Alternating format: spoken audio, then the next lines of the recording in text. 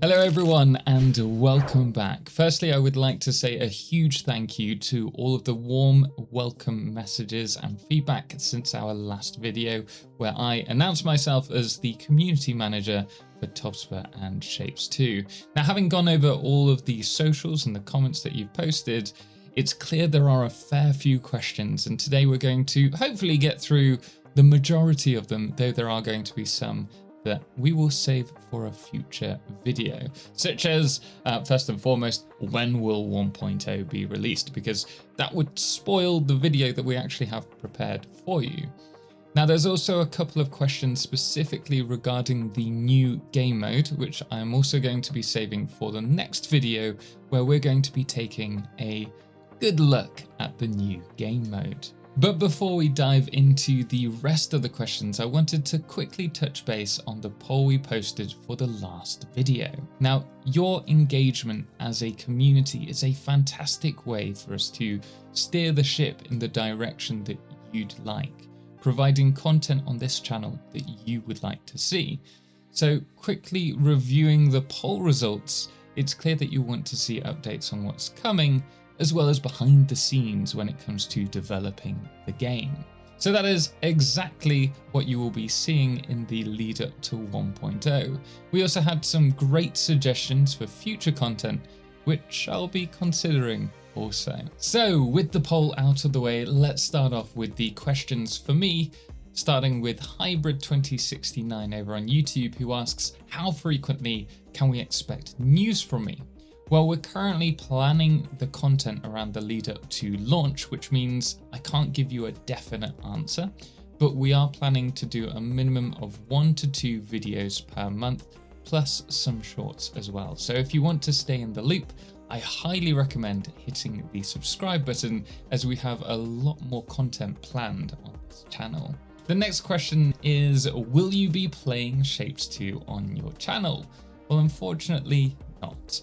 So we don't want to blur the lines between me as a community manager and my own content as a content creator. So we feel it's best in this situation to keep a clear separation between the two.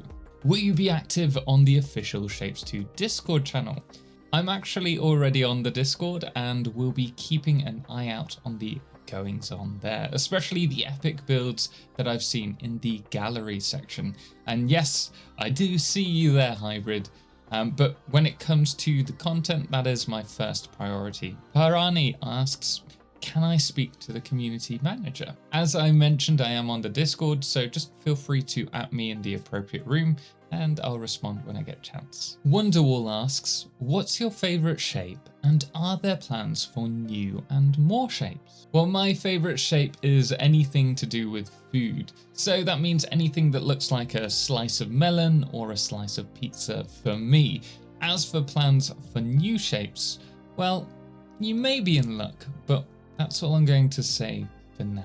Hybrid also asked, what topics are we going to cover on here? Well, following up with the poll, I'll be providing updates on what's coming, but also give you an insight into what goes on behind the scenes when developing the game.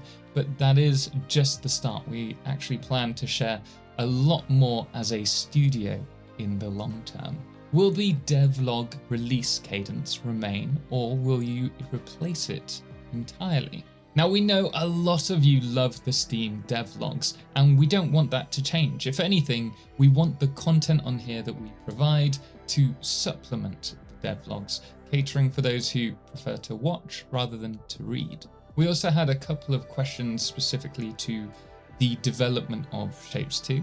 And so going into that, are there big plans beyond 1.0 and will the upcoming updates remain free? And are paid DLCs a possibility in the future? Well, that's a really valid question. And with the release of 1.0, we do plan on developing some smaller updates, which will be free for the community, as well as a future puzzle DLC. More on that later. Ickmore asks, will the game naturally teach us how to work with wires, logic gates, and that side leading to automation in Shapez 2?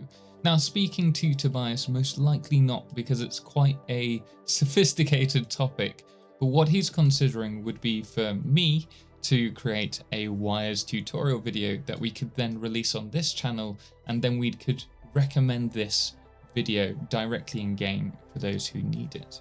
Now, to summarize our next question, Tim wrote, is there a buildable plant that can both merge and split at the same time? Now, we have considered this, but not found a satisfying way to show this with our open machine design. But that could be a great idea for a mod. Maybe. In earlier versions, as the player moves farther away from the center, the graphics gradually become very noisy and start to behave strangely. Has this issue been resolved in version 1.0? Now, unfortunately not. We won't be able to fix this because it's called floating point precision issues and would actually require rewriting our whole rendering code to fix it, which just isn't feasible at this point. Another great question from Dralela, I hope I got that name right. Will there be another objective such as sending off X amount of shapes per minute? Now, there is a new game mode, which we'll be talking about in the next video, which does have a different objective to the default mode. That being said, I think your suggestion would be another opportunity to make a great mod in Shapez 2. The Great NC Gamer asks, will large factories be more optimized? Now, we're actually really happy with how the game performs, but given the game has infinite resources and infinite space to build, there are always going to be those players who push the limits. After all, the factory must grow. That being said, we are constantly improving and optimizing the game for all factories, whether big or small. Our next question over on YouTube is, do you know if it has plans of coming to console? Well, for the time being, we have no plans for a console release, but that doesn't mean it won't happen further down the line. Will 1.0 have controller support? Now, unfortunately not, as it's quite a big feature to add. So currently, to put it into perspective, the game has over 150 keybinds, which makes it really difficult to condense into a controller layout without requiring considerable rework to the HUD, and that's something that we just can't do this late stage in the release.